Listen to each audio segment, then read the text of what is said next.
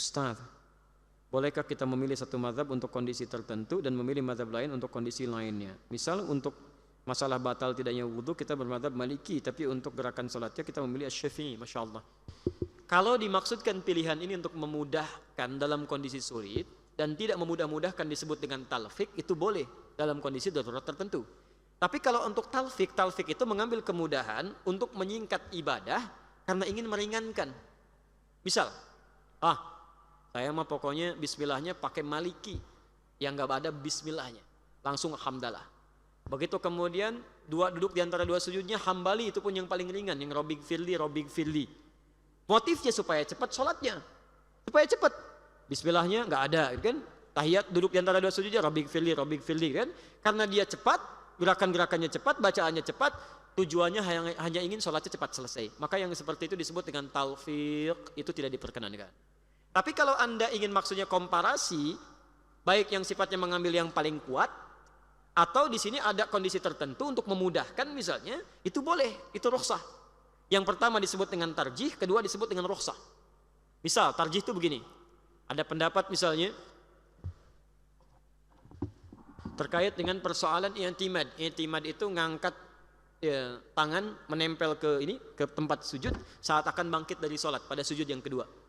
Kan sunnahnya begitu naik kan Allahu Akbar, setelah sujud kedua duduk dulu sebentar, kemudian menopang begini baru kemudian naik. Ya, itu ada misalnya di kitab Imam Syafi'i jilid pertama halaman 116. Di kitabnya Al-Majmu' Syarah Imam An-Nawawi ada di jilid yang ketiga halaman 421.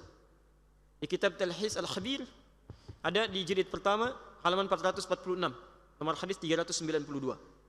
Nah, di sini hadisnya terkerucut pada sahabat Abdullah bin Abbas dengan Abdullah bin Umar radhiyallahu taala anhuma.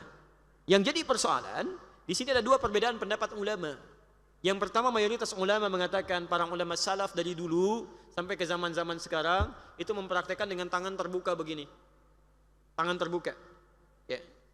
Karena Rasulullah SAW ada Rasulullah SAW, idza rafa'a ra'sahu min as-sajdati tsaniyah, jika mengangkat kepalanya dari sujud yang kedua, jalasa, kemudian beliau duduk dulu, wa'tamada 'alal ardi, kemudian beliau menopang ke bumi begini. Nah, menopangnya ini pertama kata para jumhur ulama itu dengan tangan terbuka begini.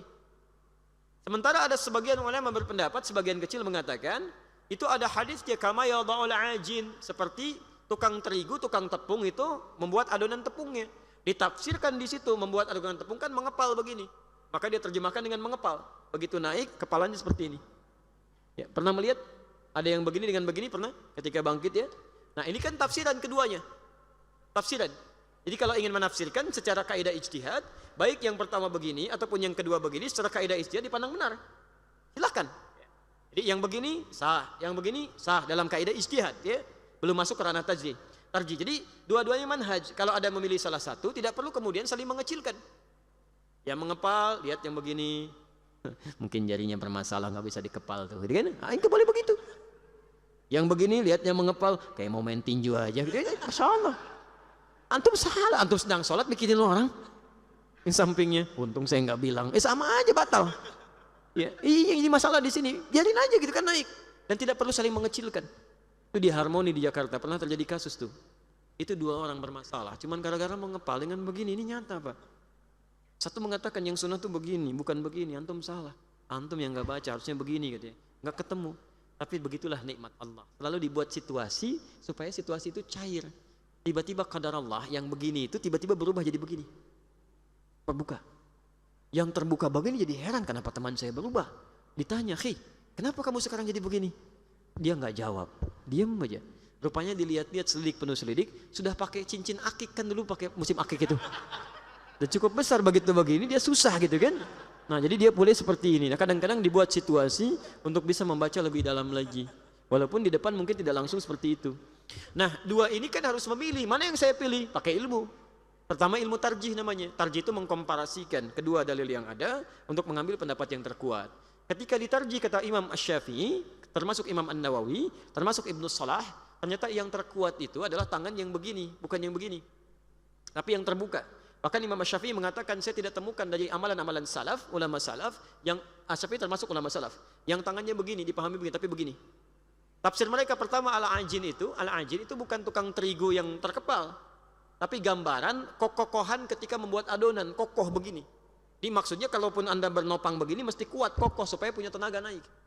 Yang kedua itu orang sepuh yang sudah tidak kuat berdiri, kemudian menopang dengan tangannya. Kalau ada orang sepuh misalnya menopang dengan tangannya mau berdiri, atau anak muda yang susah berdiri, kan mustahil tangannya begini mau naik. Pasti begini. Pasti terbuka, kan? Nah, itu diartikan dalam tarjih ya oleh pendapat Imam Asy-Syafi'i, Imam An-Nawawi, termasuk juga Imam Ibnu Shalah, para ahli hadis. Nah, tapi juga ini pun tidak mengecilkan yang kemudian tangannya begini, silahkan saja. Itu tarjih namanya. Jelas di sini ya? Itu adalah proses tarjih. Kalau antum mengambil berdasarkan tarjih, itu boleh. Kalau rukhsah itu keringanan yang sama-sama nilainya sama. Misal, saya ini mau ke bandara nih. Begitu mau ke bandara, terbang sebentar lagi, ya kalau diteruskan sempurna semua bacaan, bisa ketinggalan pesawat. Maka bacaan duduk di antara dua sujud, itu bisa dipilih 3. Ada 7 bacaan, 5 bacaan, ada 1 bacaan. Rabbighfirli, Rabbighfirli. Rabbighfirli, Rabbighfirli. Iftitah ada 12 doa. Ada yang panjang, menengah, pendek. Yang paling pendek misalnya boleh. Allahu Akbar kabira, alhamdulillahi katsira, subhanallahi bukratan wa asila. 1 hadis itu. Lalu saya pilih yang paling pendek, biasanya saya panjang. Saya pilih yang paling pendek, itu boleh. Karena keadaan rukhsah pada saat itu. Rukhsah. Jelas ya? Alhamdulillah.